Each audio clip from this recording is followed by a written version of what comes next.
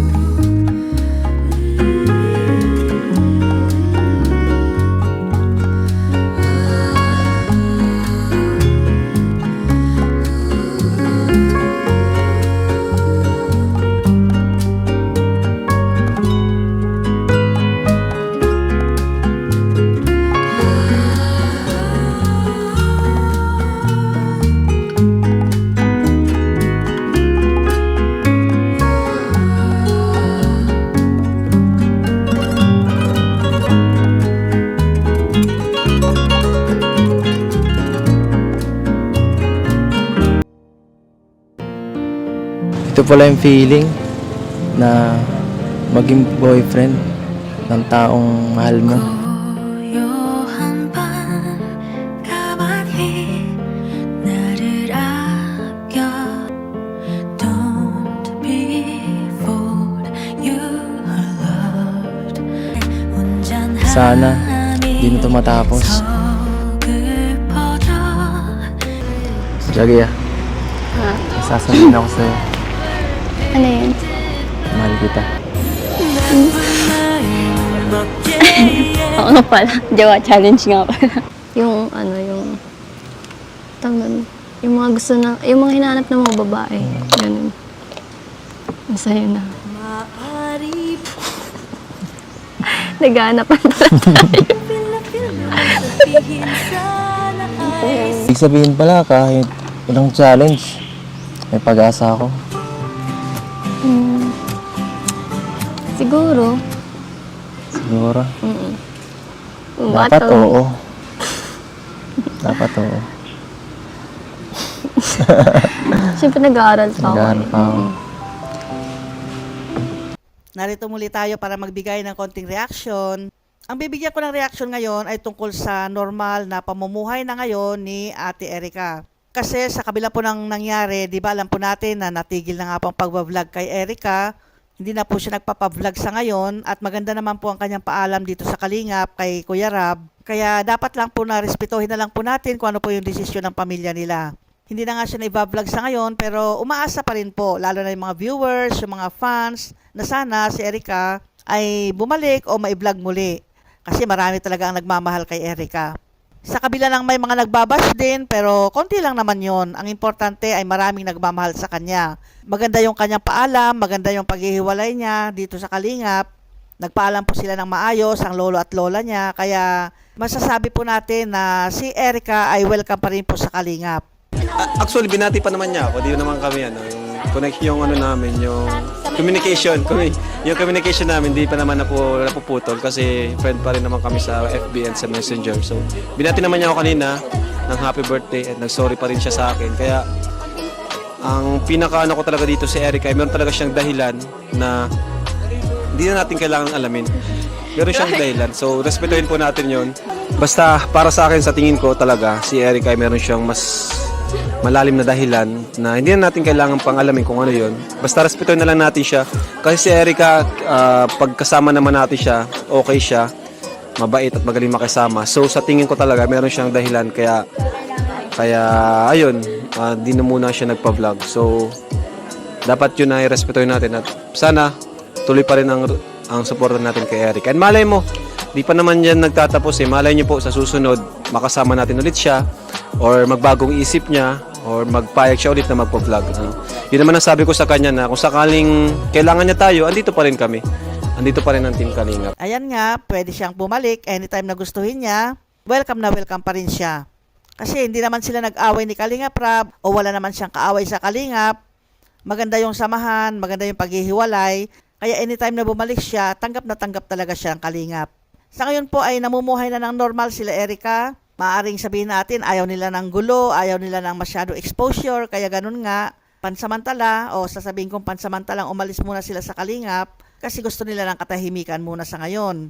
Pero alam po ba ninyo na normal po ang pamumuhay ni Erica sa ngayon kasi nabalitaan po natin na si Erica ay hindi po nagmumukmok yan. Hindi po malungkot yan, kundi normal na normal pa rin ang kanyang pamumuhay. Kumbaga, tuloy ang buhay.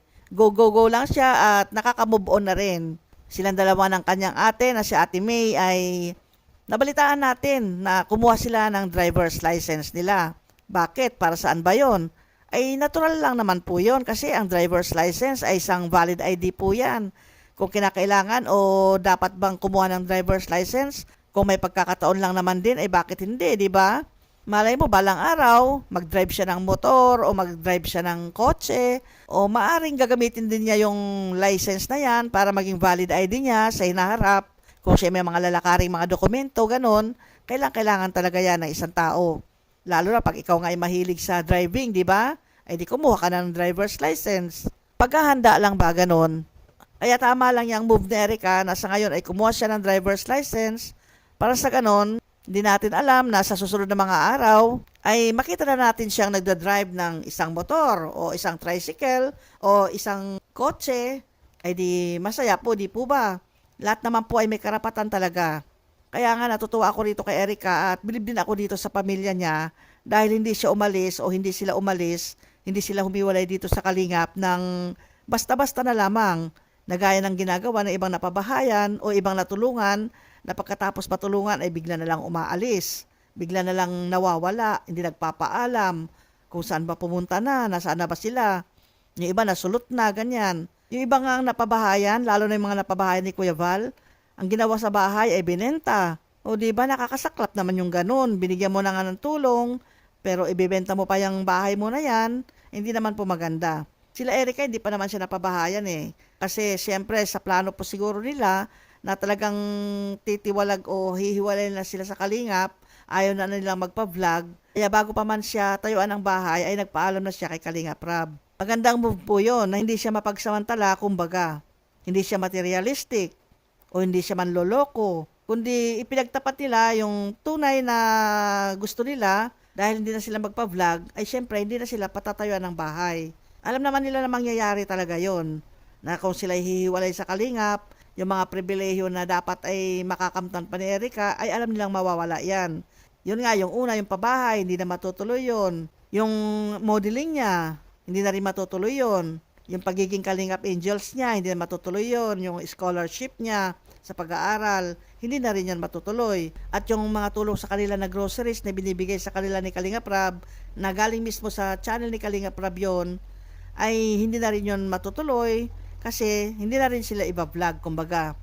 Kung titingnan mo talaga, kung para sa pananaw ba ng pagtaong nangangailangan, di ba, ay talagang sayang yung mga yung mga pribilehiyong iyon.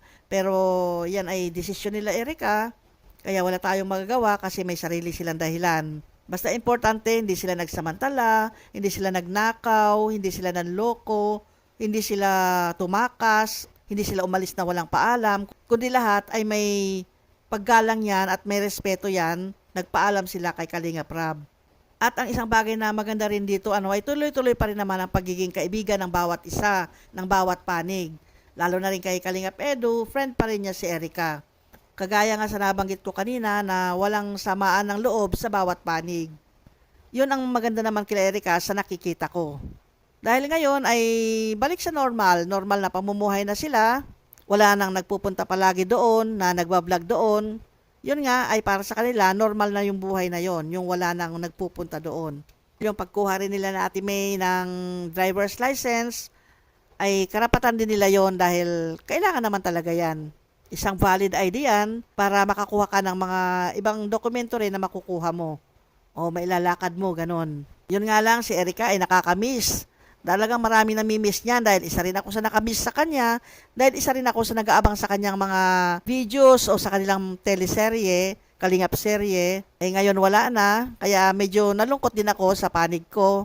Pero ganun pa man, ilagay na lang natin sa respeto kung anong naging desisyon nila. Okay, yan lang po muna ang aking maibabalita sa ngayon. Salamat po muli sa inyong panonood. Hanggang sa muli. Bye-bye!